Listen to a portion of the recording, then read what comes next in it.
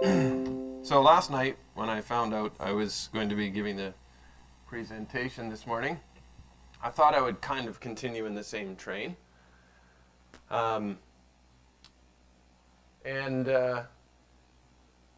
train is of doing an adventure.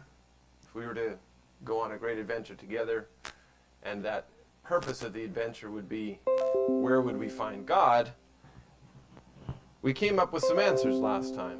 Where could we find God? I mean, if we were to take a few years and go all across the world and be able to do anything we wanted with any amount of money we wanted and any means of transportation we wanted and go to any place we wanted for any time we wanted, where would we find God?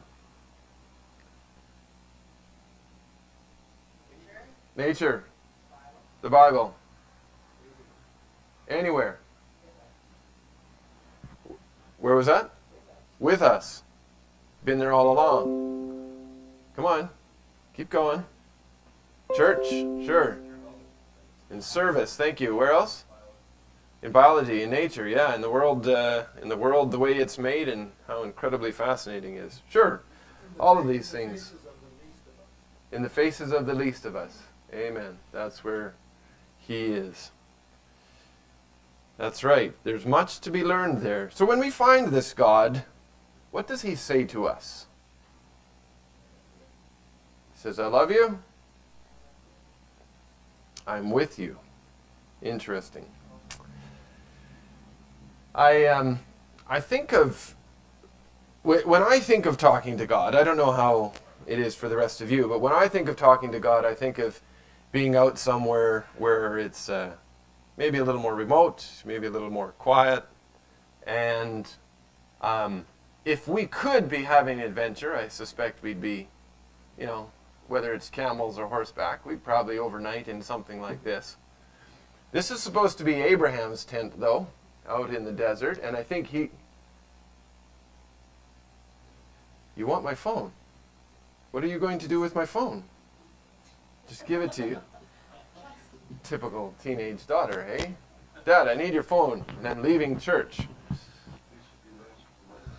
Yeah, she didn't ask for my wallet and the car keys. Yeah, if I can look it up. Well, she probably made my password. So, Abraham, he heard from God, didn't he? A few times. And Abraham kind of lived like this. He lived in tents in the wilderness. Did he always live in tents in the wilderness? No. How long did he live in Ur? We do. We have a sense. Yeah? Anybody got a number? Okay, well, we'll have to cover that later. We'll come back around to it. Long time he lived in Ur. He was 80. Yes, sir? You don't think there was carpets? Okay, well, forgive me.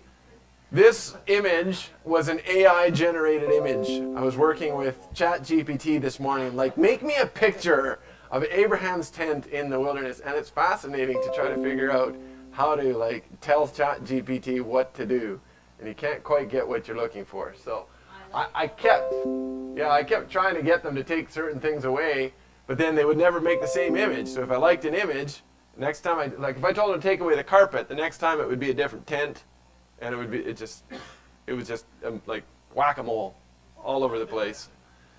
So this is what I've got. So you're going to humor me because it's all about imagination. Okay. I think he might have had some carpet though. Those Eastern rugs, I just don't think he had it outside. I don't think he had all those stools. I don't think he had those stools. I think he probably had pillows. Yeah, yes. This is not, it's hard to believe, this is not an archival photograph of Abraham's camp. It's not quite exactly the same.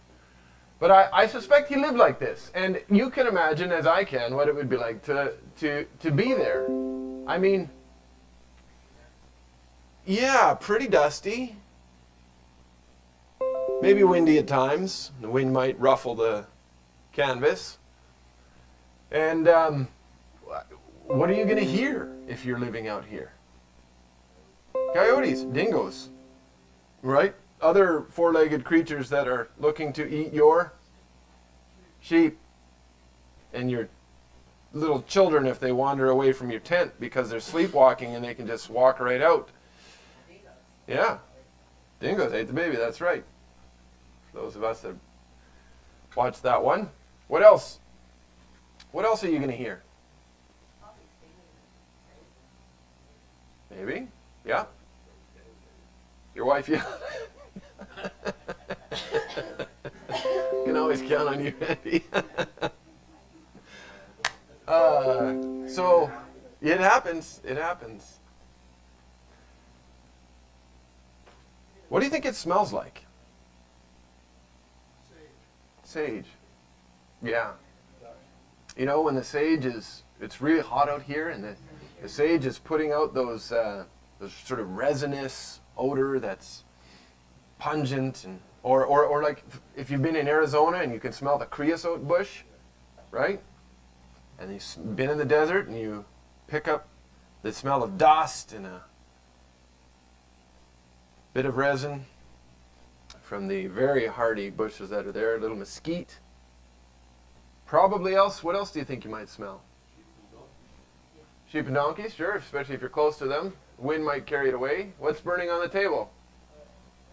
Oil, what kind? Olive, you think so? Any other ideas? Tallow, likely tallow. Yeah, might smell some dust. Might smell a little sweat. Oh yeah, there were millions of bathrooms there, Henry. Just, yeah, like almost infinite availability of restrooms. No, they were not close to the ocean. Yeah, desert, very much like this around us here. So if you're Abraham and in an evening when the camp was quiet down and you were to walk over to the hill, maybe walk up the hill a little ways, and find a little rocky outcropping to sit and overlook your camp, what else do you think you would see or hear? Maybe you'd hear the murmur of people going through their evening conversations as they were getting bedded down for the night. Maybe you would see some people walking from place to place. Is anybody too cold, by the way? Because I can close that window. Okay.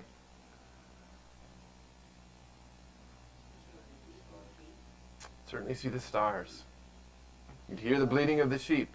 That's right. Or the shuffling. Yeah. Grunts. The grunting. They have such an odd sound, the camels. What would you feel? A little chilly, maybe? A little cool? It's pretty temperate there. You'd feel that in your heart. Hey? You'd feel like, what am I doing out here in the wilderness? Because you had come from which was a city, which had infrastructure. But also have poverty and violence and crime, Would have. which nature doesn't have. Would have. Fair bit of violence out there. Yeah. Yeah, but just not random violence. Random violence for the sake of violence. It's violence for the sake of survival. Yeah, so I think you would also feel a little wind in your face and on your hair. You know how I can't stand wind on my face when I'm sleeping. Love it when I'm awake. But if there's wind blowing when I'm sleeping, it just, every little hair moves and I can't sleep. It's terrible. So when I'm outside, camping, I need to hide my face from the wind, otherwise it's a bad night. But I'm sure he was up there on that rocky outcropping, looking at things, and he would feel that. And he could see the great expanse around him, the vast strongholds that were protective and yet isolating. comforting and yet somehow really lonely. What do you think he was thinking? Well, certainly he was thinking about He was thinking, what is he doing there?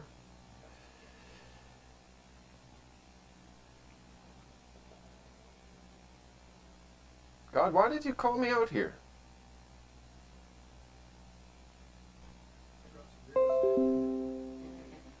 Got some real estate. So, I think God speaks to him. I think God speaks to us in those similar moments. And I think God told him in Genesis 15:1. I forgot the reference there, sorry. He said, don't be afraid, Abraham, for I'm with you. That's what God said to Abraham. Don't be afraid. You can hear the dingoes howl. You can know that the snake is curled up next to the bush. You can know that there's Amorites on the other side of the hill that might be looking at your wealth. Don't be afraid, Abraham. Why don't be afraid? Read it. Why not be afraid? For I am with you. The reason to not be afraid is not because there's no danger. The reason to not be afraid is because God is with us. It's not going to be a promise of no hardship. There's not going to be a promise of ease and comfort. This is not an easy, comfortable life. This is not a house on the hill. And this is not camping for a week. This is life. And every night the scorpions want to crawl into your moccasins, into your sandals. Yeah, that's right. There's ticks, there's ants, there's termites, there's all sorts of creepy crawlies. Tarantulas, if you're down in the Arizona desert. All sorts of things that want to bite, stick, poke, or hurt you. Some of those things might feel like what Randy was talking about earlier that you might be listening to. Maybe somebody was not speaking to you so kindly. Sometimes that feels like a bite, stick, or poke, even more to be feared than that of the tarantula or the scorpion. And we get nervous. And what does God say? He says, don't be afraid. Don't be afraid because I'm with you. God says, when we're out there, he says, even though I walk through the valley of the shadow of death, I'll fear no evil. Why? God's with us. For God is with us, even out in that vast expanse. There's nothing but universe beyond. I mean, we've talked about how big that universe is, guys, and it is so incredibly vast. And it's cold. And there's nothing is the greatest thing that's in the universe. It's nothing.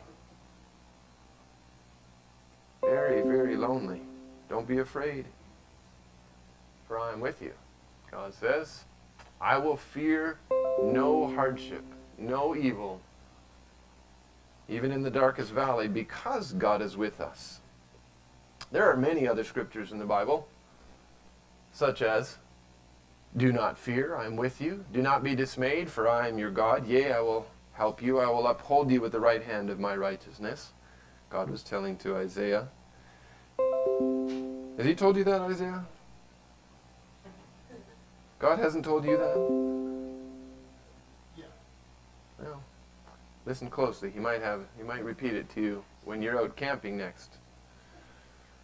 There are many other scriptures that tell us not to be afraid.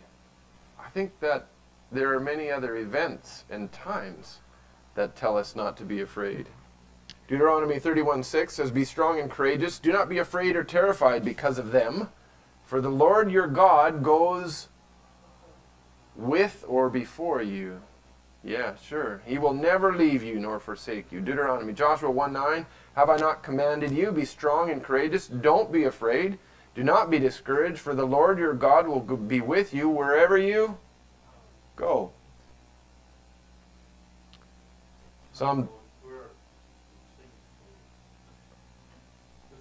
The birds will sing for you.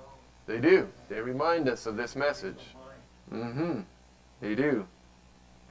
Psalm 27, the Lord is my light and my salvation. Of whom or of what shall I be afraid? The Lord is the stronghold of my life. Of whom shall I be afraid? Psalm 34, verse 4, I sought the Lord, and he answered me, and he delivered me from all my fears.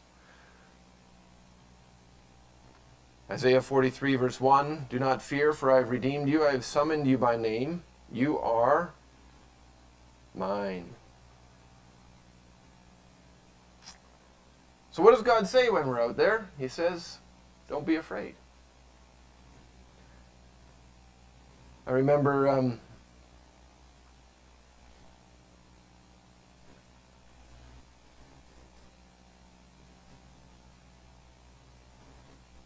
that was supposed to be the one that was earlier.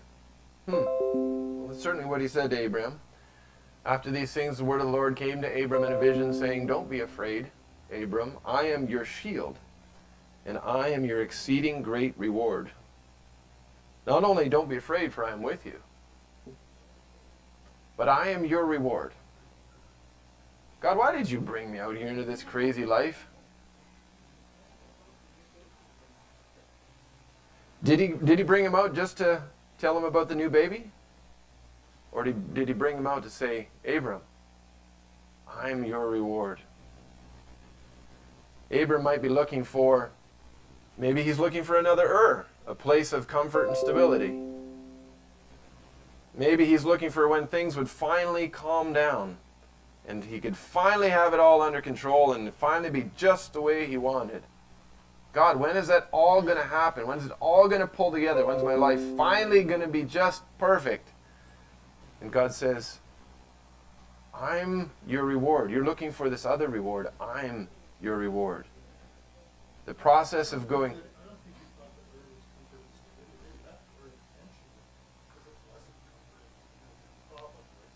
Maybe. We know he left Ur. Would we leave the place where we had comfort and stability and tension? I think they left because it wasn't very nice. Potentially. Or they left because God said, it's time to go. His father was Terah. Yeah, Terah was his name. How about I have a plan? I have a plan? Maybe. It seemed fuzzy. Did God tell Abraham where to put his sheep? No. I mean, it's kind of fuzzy. All I know is that God's told me to go to this place. And now, God, what? Now what? Don't be afraid. Don't be afraid. Why? Because I'm with you. And I am your reward. I am your reward. So sometimes we're looking for this, but actually it's the real important thing is this. And sometimes we miss the actual thing we ought to be looking for because we're looking for something else. Isn't that interesting? I have to tell you, there was a time when God told me not to be afraid and that everything was going to work out. It wasn't because there was anything dangerous or risky going on in my life. It wasn't dramatic at all. It wasn't dramatic in the sense that it was scary or that I was afraid, but I was out in Texas Creek. At the time I was living, I think I was renting at Ken and Rhonda White's, and I had taken a group of friends down the South Fork of Texas Creek, and we went up over into the valley that's above Devil's Lake. And we were up in the high pass above there, and there's a little pond there, and we hiked up in the afternoon, and it was warm and sunny, and you get up there just as the sun is starting to fade, and you set up camp by the pond, and it's alpine meadow, very, very grassy, and it's not steep, but it's a kind of a large bowl that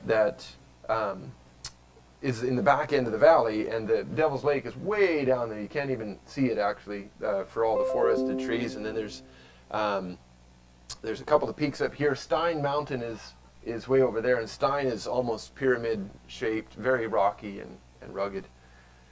And so you set up camp and you cook a little dinner, and everybody's chatting and having a nice time, and go gather some firewood, and you pile on the wood, and by this time it's getting dark. And it was the most interesting. Like, I've never, ever had a fire like that. Sometimes when you have a fire and it's just really calm, and the fire is just kind of crackling, it's not blowing smoke you know, I love white rabbits. You weren't having to do that. You're not getting chased around the fire by the smoke and doing all your superstitious little tricks to try to get it not to blow in your face. It wasn't that at all. It was calm.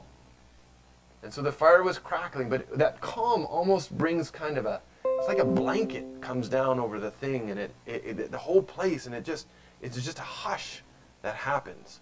And there's this crackling fire, and when the smoke comes up out of the fire, there's little currents, right? And so the currents, and the smoke kind of gets dissipated, and a little bit of wind. This night there was absolutely no wind. Wildest, like it was just wild. The smoke went up in a straight column out of the fire. Not for hours, but for this probably 20 minutes, 30 minutes. And then it was calm the whole night, so it ended up getting into the regular currents where it twirls. This time it was just straight up. And I was like, wow, that's unusual. And so we're sitting back around the fire. Everybody's got full tummies. It's warm. It's not cool at all. And everybody's relaxed and dry. And I think some people, usually when I go up, I try to get rinsed off right away after a sweaty climb. So you hop in the water, you get rinsed off, you get changed into warm clothes. Now it's really comfortable and you don't even smell bad. It's great. And out across the pond, we're looking out towards Stein Mountain, so we're looking east. And out across the pond, the moon starts to come up, just kind of framed between the valley of the mountains there. And it's Botany Mountain on the far side of the Fraser River. But you can see right into the Fraser Valley there. And the moon starts coming up, framed in these two other mountains. And we're commenting about this. The size of the moon seemed unusually large. So I didn't hear about this until after. But you've heard the term supermoon. That had to be a supermoon that year, that summer, that night. It was massive, and it wasn't white. It was silver. It was an unusual light. And guys, believe it, like no word of a lie. We're standing there, and just as the moon comes up, a buck walks out he'd coming down the meadow from the mountain here, and he walks out across the pond. I'm like, hey guys, look, there he goes. And he stopped in the middle of the moon from where I was, and from where we all were. He stopped. And he's down, he's browsing, and he's just kind of walking like this, browsing. No wind. I guess he couldn't figure out where we were or what we were doing. And the pond it's only about 60, 80 feet wide. And then he's a little bit on the brow of the hill beyond it. So he's 100 feet from us. Like he's not far. We can hear him walking in the soft alpine heather and heather, and there's a lot of lupins, and you know how that is up in the high alpine where it's just really soft. We could hear him walking, and he stops, head down in the silhouette, and he picks up his head, and he looks at us. Oh, where is it now? Here we go. He picked up his head, and he looked at us, and he just stood there, staring at us. This is not a photograph of it. This is an AI image. But it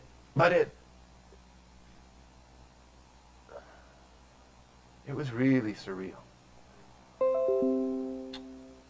And for me, it's one of those moments that I'm going to go back to for the rest of my life. That's like, God said to me, I'm with you. Don't be afraid. I am with you. I will be your reward. Has he ever said that to you? Have you been out there and listened? You know, I make it a rule when I'm out hiking, especially hiking with groups, including my family. We have to have quiet time. You're out somewhere, you've got to have 5 minutes of silence, preferably 1 minute of silence, and I'll set my timer. This is the rules. Everybody sits down, find a tree. You don't have to sit down actually, but find a tree, find a rock, find a something. Get in a position where you're going to be comfortable for 10 minutes. And don't talk. And don't move significantly. Like, don't walk around. Be still until you hear my timer go off. And I set the timer at 10 minutes. I mean, you walk with these high school kids and take these groups of 14, 15-year-olds out there, and they're just energy the whole time and talking the whole time. How could they possibly sit still for 10 minutes without goofing off, hucking rocks at each other, you know, challenging each other to climb the tree or whatever? The kids sit down there for 10 minutes. And it always passes faster than everybody expects. What? So soon? Already? Beep, beep, beep, beep, beep, beep, beep. 10 minutes. What does God say to you in those 10 minutes? Take the time when you're out there to be quiet and to listen and to see what God says when you're on an adventure. Now,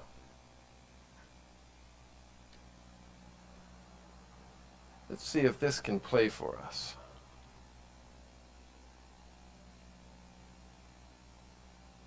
Come on now.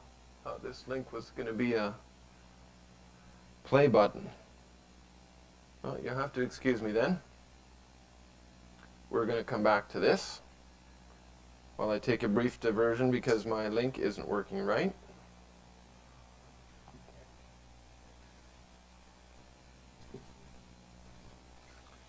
Yeah, okay, we've all been out in the wilderness now in our minds, and we've been with Abraham, and what is this video having to do with this? Look at IMMIAN, where are we going? Specifically designed to test your spatial awareness. Let's see if we can. Specifically designed to test Hey, your... Brian, go to the beginning. Today we're going to play a game specifically designed to test your spatial awareness. Meet the Brain Games Double Dutch team.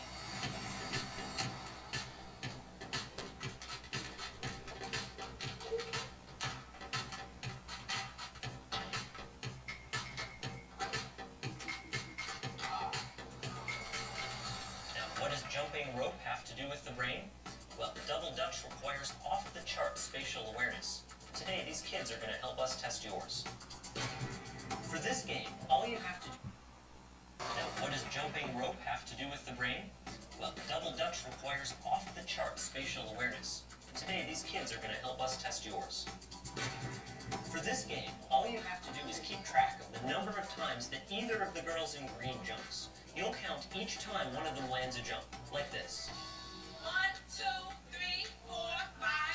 As you can see, these jumpers are pretty quick on their feet, so you're going to have to pay attention to keep up. When the whistle blows, start counting. Ready? Go.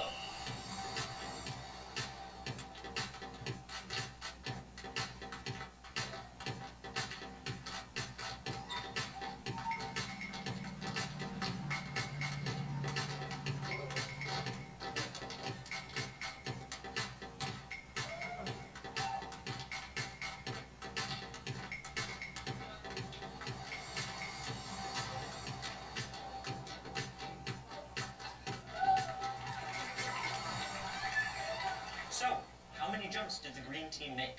Did you say 38? If so, you agreed with 40% of our test audience. Now, some of you may be onto us, but for those of you who aren't, did you happen to notice anything else going on during the double dutch? Maybe a giant chicken strolling right through the middle of the set and doing a funky chicken dance? Now, some of you may have missed that funky chicken, but many of you probably saw it. And that's okay, because the chicken was just there to distract you too. Here's the real question. What color was the wall behind the double dutch game? Here's a hint. It wasn't the same color at the end as it was when they started jumping. The back wall was changing color the entire time, from bright blue to bright red.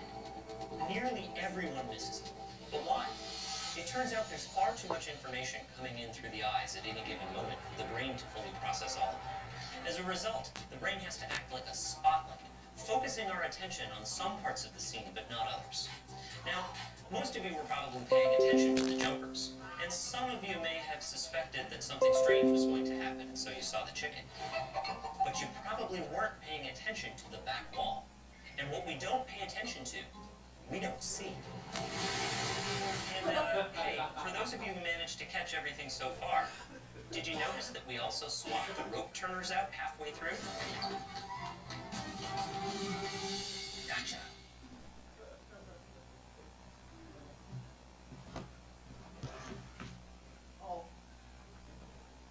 No. Don't do that.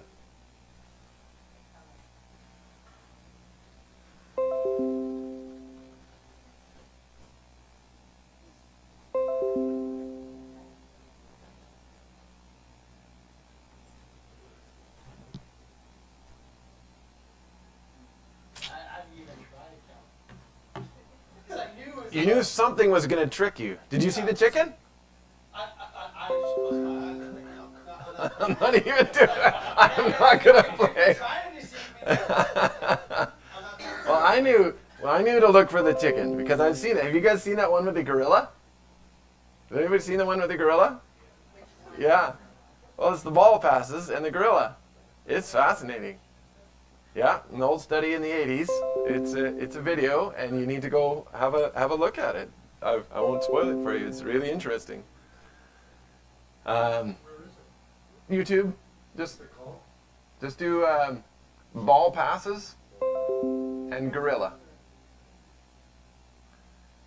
Ball passes and gorilla. I wanted to tie this in with the study this morning. Is we're under no obligation to play by safe games. It's true. Like, Sure as aren't. soon as he said, did God really say? I don't have to guess. Mm-hmm. I don't have to add or subtract. You don't even have to respond. I can tell you exactly what God said, Yeah. and I don't need to play your manipulation game. You don't even have to respond. And now, to be fair, this is not a manipulation game. This is a just too much going on for your brain to process. Fact of life. Let me get it for you after. Yeah, it's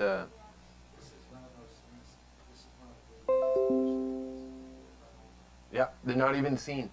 Too much going on. Can't literally like. You watch this, folks. Who saw the chicken? Did anybody see the chicken? Andrew, because why? Have you seen the gorilla game, right? So you knew there was going to be somebody in a suit walking across. I knew it too, so I saw the chicken. And the color change, I noticed the color was changing, and so I was like, what was it, blue or purple? Because I remember seeing blue and purple, but when they showed that it was red at the end, I didn't remember seeing red at all. So I'm like, oh, they got me. So, and then the switching of the jump ropers, it's way too much. I didn't even see the switching of the jump ropers this time, and I knew it was there. And I was looking for it. I was like, I'm going to watch. And I didn't see them. But they switched from the black team to the purple team. Man, yeah. Blue running shoes, yeah. I guess there's... Extra jumper.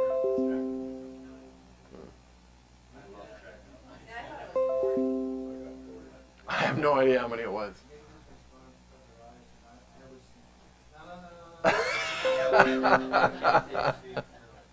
This is exactly the kind of tactics Satan uses. He will bombard your senses. And so if he can't nullify the truth, he can obscure the truth by just sheer amount of distraction. And then when the green team's there together, do you count them as two touches? Yes. Today, Good question. Hey. Oh, okay. Let's watch it again. Let's just see what happens. See if you see the chicken.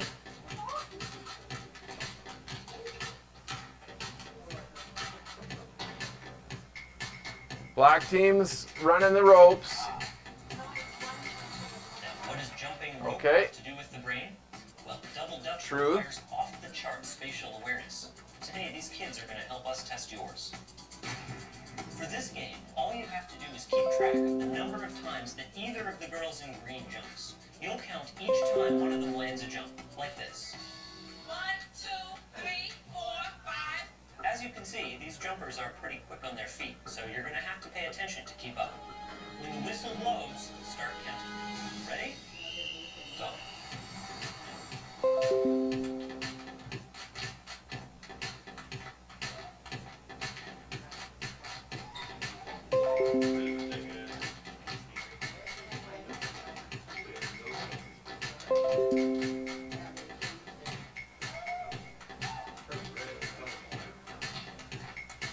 I missed those girls switching again.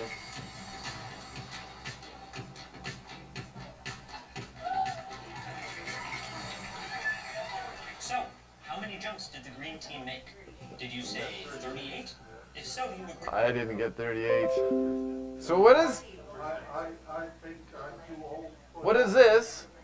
Me I want to see the fountain view quiet. me too, Henry. I'm too old for that stuff. Well, I took a course on perception at one point. Uh-huh. And all of our lives, we are bombarded, not bombarded, everything, but our sensorium is open. We're getting thousands of bits of information all the time. And so we're actually using deletion, distortion, and generalization in order to focus ourselves. So once we're given a project, like, okay, focus on this, we can do that. And if there's other things going on, it's not like anybody can pay attention to everything. You can't. You can't. That's That's not right. how it works. So That's if there's right. a chicken walking in the background, it's irrelevant. That's right. It is irrelevant to the task, and it's irrelevant to your life, and that's exactly what we have to learn here today. Because what does the chicken have to do with this? What does the chicken have to do? It has everything to do with it. Because we have to focus on what God says. Don't be afraid. I'm with you. Oh, I gotta get the laundry clean. I gotta get the house clean. I gotta pay the bills. I gotta get the kids off to school. I gotta worry about my health. I gotta figure out, what my financial plan is gonna be for the future. I've gotta.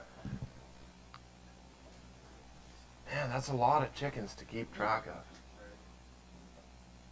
It's a lot of chickens to keep track of. And we have to do it, unfortunately. So what do? We have to listen. We have to go on the great adventure. And we have to be still. And we have to remember. We have to remember God is with us. Don't be afraid. We know that what you're looking for, you'll find. That's what we learned just minutes ago. If we have a task, we're going to be able to do that task, and we're going to be able to tune out everything else. Literally, seeing is not sight. Seeing is what the brain processes of the information that comes in front of your eyes, that the visual nerves take in, and seeing is what the brain tells you was recorded. So that the act of seeing is not sight. The act of seeing is actually processing and what your brain says you saw. What you're looking for, you'll find. I think Christ said something like that in Matthew 7. If you look for God in His presence, you will find Him. And as we're going through our very busy chicken, jump rope, changing lives, what we see, we will find. What we're looking for, we're going to find. And if we're looking for stress and trouble and chaos, we will definitely find it. But if we're looking for God, because He is with us wherever we go, we will find Him. So, IMMIAN, this is that why AI is so dangerous? Because you're imagining for what you see. I'm not convinced AI is more dangerous than all of the other distractions included. The sum of them, the busyness of life, is insane. Look here, look there. Pay attention to this, prioritize this, read about this, look at this. When there's really only one place we need to look. We really would do well to go back with Abraham, to take some quiet time and to sit on the rocky outcropping above camp and to look down and to see what we see. We can see down in the valley below us. We can see the tents. We can see the flickering lights. We can see the sheep. We can smell the creosote bush and the dust, and we can hear, a lizard scurrying behind us, and we can hear the dingoes on the far side of the valley that are brave enough to call, because the ones that are behind the rock beside me are too scared because they can smell me, but they're there. I can feel the wind in my face. I can feel the cold and the crisp air.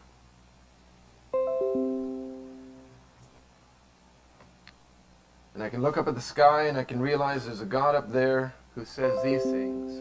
He says, I am with you. There's much to the words I am, and we won't cover those today. I am with you. Don't be afraid. Whoa, where did don't be afraid go? Oh, I am the reward. And he says, don't be afraid. There are other places where it says fear the Lord. Yeah, there is some fear to have. Good catch. We'll touch on that one, I'm sure, at some point. So on this journey of life, God's presence with us is the reward of every day. Let's look for that. Let's make that the Easter egg hunt. Let's make that the thing that we focus on. Because every day has got a lot of chaos. But let's look for the secret chicken. The golden nugget, which is that God is with us here and now in what I'm going through now, wherever I am. His presence with me right now, that's the reward. It's not some future thing tomorrow. It's not some new circumstance or achievement or great height. It's now. I am with you. I am your reward. I am now. By the way, this mention has been made of AI. AI is a tool, and in fact, it is mostly used by the evil ones to distract us or to manipulate us. But it could be used for our benefit to increase our faith. It would be possible to do it. It's just a tool. It's true. So I want us to remember He will never leave us. He is with us. And He will never, ever leave us. And God is the reward. Thank you all very much. I've consumed plenty of your time today. Let's close with prayer. And then I wonder if my little song team is around. Little song team? Just get you prepped in case you're coming. Maybe I'm a little song team. You'll be a little song team. Come pray with me. Glenn, Father in heaven, Lord, we want to recognize that you are with us and that we can get distracted by much that's going on. We need to focus on the one things, the simple things that you say. Let us not forget what you say to us today. Thank you. Amen. Amen.